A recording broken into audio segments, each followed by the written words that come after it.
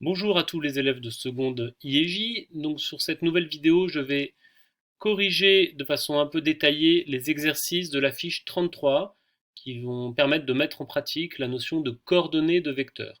Je reviendrai de temps en temps à chaque fois à l'intitulé qui est ici, enfin les rappels de cours qu'on a déjà vus précédemment, et on va les remettre en pratique dans ces différents exercices. Alors commençons par l'exercice 1. On vous demande de lire des coordonnées de vecteurs. Alors, regardons en détail le cas de AB, puis après je donnerai la réponse pour les autres. Vous voyez, vous avez deux points A et B, et on considère le vecteur qui va de A vers B. Et on veut les coordonnées de ce vecteur, c'est-à-dire l'abscisse et l'ordonnée. Eh bien, l'abscisse, c'est le déplacement horizontal, tandis que l'ordonnée, c'est le déplacement vertical. Horizontalement, quand on va de A à B, on avance de 4 petits carreaux, mais là, il faut voir qu'au niveau du repère, vous voyez le vecteur petit i, il représente l'unité des abscisses. Et là, le vecteur petit j, il représente l'unité des ordonnées. Donc ça, c'est 1, en fait. Donc un petit carreau, c'est 1 demi, c'est 0,5. Donc en fait, ici, on en a 1, 2. On avance de 2 cm ou de 2 grands carreaux, de 2 unités. Donc l'abscisse du vecteur AB, elle est égale à 2. Et l'ordonnée du vecteur AB, c'est quoi? C'est le déplacement vertical. Donc quand on va de A vers B, de combien on se déplace verticalement? On se déplace seulement de 2 petits carreaux, c'est-à-dire de une unité. Mais attention, on descend. Parce que vous voyez, là, l'axe des ordonnées, il va vers le haut normalement. La flèche, elle va vers le haut. Donc quand on monte, on doit aller dans ce sens-là. Donc quand on va dans le sens contraire ici, on descend. Donc ça va faire moins 1. Donc les coordonnées du vecteur AB sont égales à 2 et moins 1. L'abscisse, c'est 2 et l'ordonnée, c'est moins 1. On peut aussi directement appliquer la formule. De quelle formule je parle? Eh bien, de celle-ci. Les coordonnées d'un vecteur AB, c'est xb moins xa, yb moins yk. Vous faites la différence des abscisses en partant du point d'arrivée, donc point d'arrivée moins point de départ. Abscisse de B moins abscisse de A, ça fera l'abscisse du vecteur AB. Ordonnée de B moins ordonnée de A, ça fera l'ordonnée du vecteur AB. Donc je reviens sur l'exercice. Si on fait xb moins xa, ça fait 1 moins moins 1. 1 moins moins 1. Et 1 moins moins 1, ça fait 1 plus 1, ça fait 2. Et si on fait l'ordonnée du vecteur AB, ça fait moins 1 demi, moins 1 demi. Vous voyez, le B, là, son abscisse, c'est moins 1 demi. Le A, son abscisse, c'est 1 demi. Donc, moins 1 demi, moins 1 demi. Ce qui fait moins 1. Donc, on retrouve bien 2 et moins 1 pour les coordonnées. Voilà, donc 2 moins 1. Pour le vecteur AC, bah, c'est le même principe. Je refais pas, je réexplique pas tout. Ici, là, l'abscisse du point C, c'est 2. Donc, on pourrait faire 2 moins moins 1, ça fera 3. Et l'ordonnée, ben, on va trouver que ça fait 1. Donc les coordonnées du vecteur AC, ça va être 3, 1. 3,1. Je monte le corrigé. Donc mettez pause pour essayer de finir vous-même l'exercice. Je fais apparaître le corrigé et je continue encore à donner des explications en commentant le corrigé. Voilà. On retrouve ici ce que j'avais dit, 2 moins 1 pour le vecteur AB, 3, 1 pour le vecteur AC. Le vecteur BC, pareil, si vous avez compris les deux premiers, il n'y a aucune raison que vous ne compreniez pas le BC. Le vecteur CB, alors vous voyez, moins 1, moins 2, c'est normal, vous voyez, quand on va de C vers B, non seulement on va vers la gauche, et en plus on va vers le bas. Donc c'est vraiment moins 1, moins 2, il y a vraiment des moins à la fois pour les abscisses et pour les ordonnées. Ça marche si vous faites les formules. XB moins XC, ça fait moins 1 demi, moins 3 demi. Moins 1 demi, moins 3 demi. Ah, ça c'est les Y, pardon. Moins 1 demi, moins 3 demi, ce qui fait moins 2. Et pour les abscisses, excusez-moi, ça fait 1, moins 2. 1 moins 2, ça fait moins 1. Donc on trouve bien moins 1 et moins 2 pour les coordonnées du vecteur CB. En déduire les longueurs suivantes. Donc les longueurs des différents vecteurs qu'on a trouvés. On applique la formule.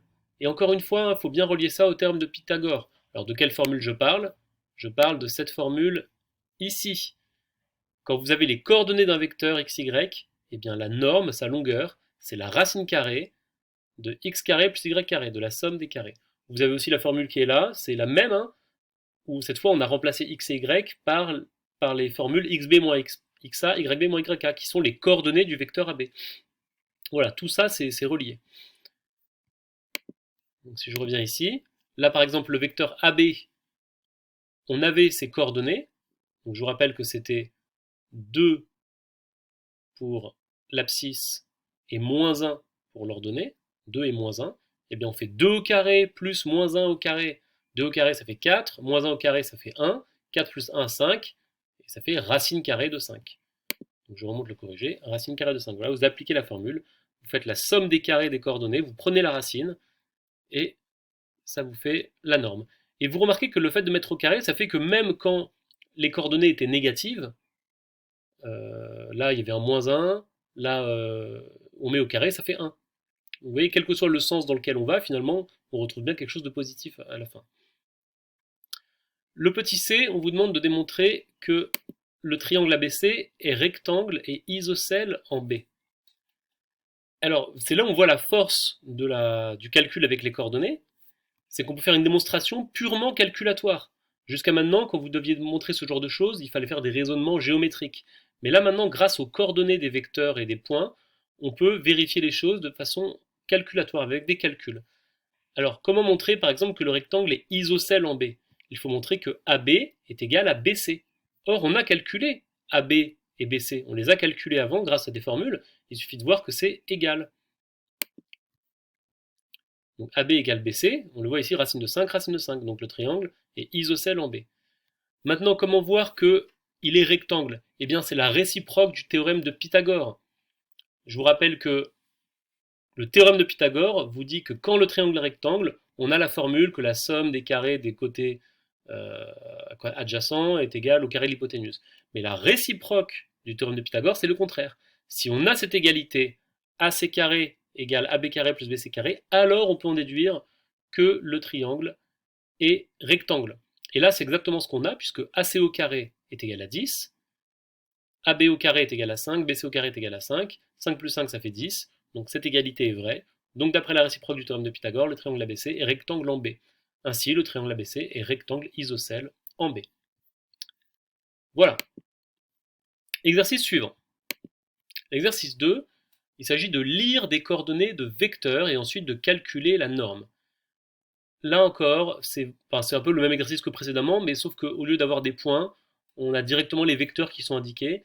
Et il faut vraiment vous rendre compte que les vecteurs, ils pourraient être placés à un autre endroit, on aurait les mêmes coordonnées. Donc le vecteur U qui est ici, vous voyez, on pourrait appliquer la formule xb moins xa. Donc là, si on mettait un point B, là on mettait un point A, on ferait xb moins xa, yb moins yk. Mais on est capable aussi de lire directement sur le graphique grâce au carreau. Alors là, l'unité, c'est un carreau. Contrairement à l'exercice d'avant où l'unité était 2 carreaux, là c'est un petit carreau. Et bien regardez le vecteur U. On va de 1, 2, 3, 4 carreaux vers la droite. Donc l'abscisse du vecteur U, c'est 4. Et l'ordonnée du vecteur U, eh bien on va de 1 carreau vers le bas. Donc là on descend, donc l'ordonnée c'est moins 1. Donc le vecteur U, les coordonnées c'est 4, moins 1. Vous voyez, 4, moins 1. Là encore, hein, je vous encourage à faire pause, à essayer de faire vous-même et après de regarder la correction. Le vecteur V, on va de 1 carreau vers la droite et de 2 carreaux vers le haut. Donc les coordonnées, ce sont 1 et 2. 1 et 2. Enfin, le vecteur W, on va de 4 carreaux vers la gauche. Donc là, on descend, hein, on va dans le sens contraire que le vecteur petit i. Donc au niveau des abscisses, c'est moins 4. Et au niveau des ordonnées, on descend aussi, parce qu'on va dans le sens contraire que le vecteur J. Donc au niveau des ordonnées, c'est moins 2. Donc les coordonnées de W, c'est moins 4, moins 2. Moins 4 et moins 2. On en déduit la norme de chacun des vecteurs en appliquant la formule. Là, c'est vraiment bête et méchant, hein, on applique la formule. Vous voyez, là, les coordonnées du vecteur U, c'était 4 et moins 1. On fait la racine carrée de 4 au carré plus moins 1 au carré. On fait le calcul, 16 plus 1, 17, racine de 17. Voilà pour les autres, c'est la même chose, c'est le même principe. Voilà, vous mettez pause hein, si vous voulez regarder ça en détail, et je passe à l'exercice suivant. L'exercice 3. Ici, on vous demande de représenter les vecteurs U et V dans la base I et J. Donc on a des points qui sont déjà placés, mais on demande de représenter des vecteurs. Alors les vecteurs U et V, vous pouvez les placer où vous voulez, il faut juste que les coordonnées respectent bien ce qui est indiqué. Donc le vecteur U, l'abscisse c'est 3, ça veut dire qu'il faudra que ce soit 3 carreaux vers la droite. L'ordonnée c'est 2, il faudra que ce soit 2 carreaux vers le haut. Donc par exemple, ça pourrait être ceci, je vais surligner avec ma souris, là, ça pourrait être ce vecteur-là. Tac, je repasse dessus. Voilà, ça c'est un vecteur U possible. C'est un représentant possible. On pourrait aussi partir d'ici. 3 carreaux vers la droite, 2 carreaux vers le haut. hop, voilà, on pourrait le placer ici. Alors, où est-ce que ça a été placé dans le corrigé? Ça a été placé à l'origine. Effectivement, c'est le plus logique. Quand il n'y a pas d'autre indication, les vecteurs u et v, on peut les représenter directement en partant de l'origine. Donc le vecteur u, vous voyez, 3 carreaux vers la droite, 2 carreaux vers le haut. Et comme on est parti de l'origine, du point 0, 0, eh bien le point d'arrivée a les mêmes coordonnées que le vecteur u. Vous voyez, ce point-là, ici, ses coordonnées, c'est 3 et 2. Donc ça, c'est assez pratique aussi. Pour le vecteur v, moins 3 pour l'abscisse, donc on descend de 3 carreaux vers la gauche, et 4 pour l'ordonnée, donc on monte de 4 carreaux vers le haut. Si on part de l'origine, on va arriver ici à un point dont les coordonnées sont exactement également moins 3 et 4. Ensuite, déterminer les coordonnées des points M et N, tels que AM égale U et BN égale V. Alors je vais cacher un peu. Donc vous aviez votre vecteur U. Regardons pour le vecteur U, c'était 3, 2. 3, 2. Donc en fait, le vecteur U, on l'avait dessiné ici, comme ça, clac. Et on veut les coordonnées du point M, telles que AM est égal à U. Alors, sur le dessin, on ne va pas pouvoir le voir, parce que vous voyez, là, en partant de l'origine, si on fait le vecteur U, on arrive ici. Si on part de A, et qu'on veut faire le même vecteur, qui va 3 carreaux vers la droite et 2 carreaux vers le haut, on va arriver quelque part par là. Donc ça sort du dessin, mais ça n'empêche pas de faire le calcul.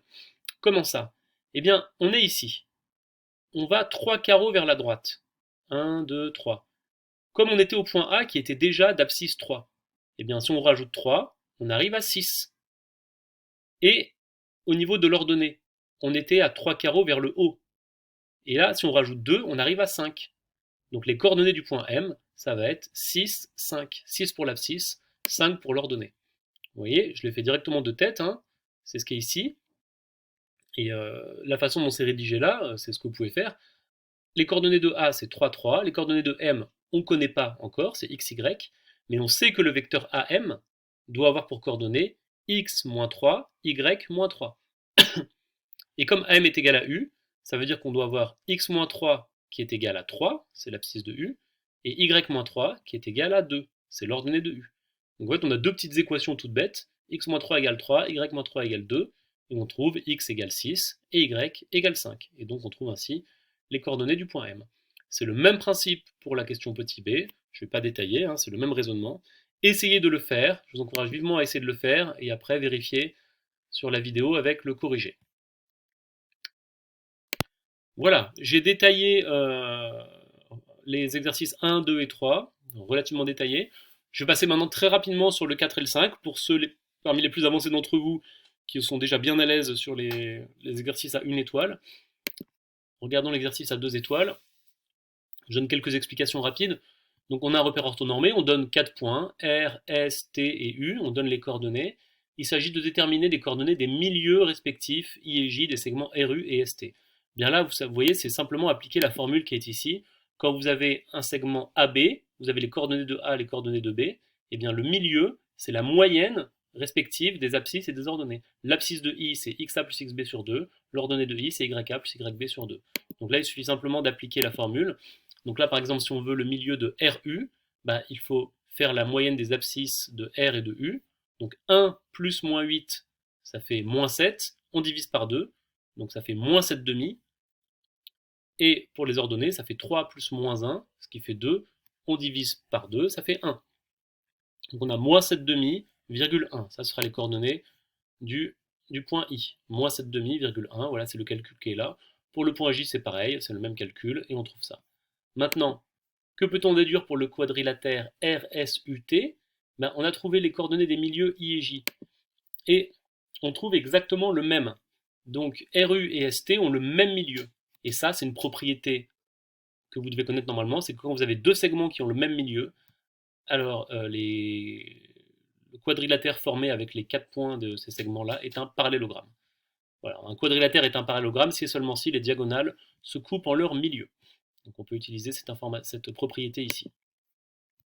Le dernier exercice, dans un repère orthonormé, on donne les points A, B et C. Démontrer que le triangle ABC est rectangle en B, et bien qu'est-ce qu'on va faire? On va calculer les normes de AB et les normes de BC, et on va vérifier la propriété du théorème de Pythagore, de la réciproque du théorème de Pythagore. On fait la somme des carrés, et on voit que AC carré plus AB carré égale BC carré, donc on peut appliquer la réciproque du théorème de Pythagore. Merci.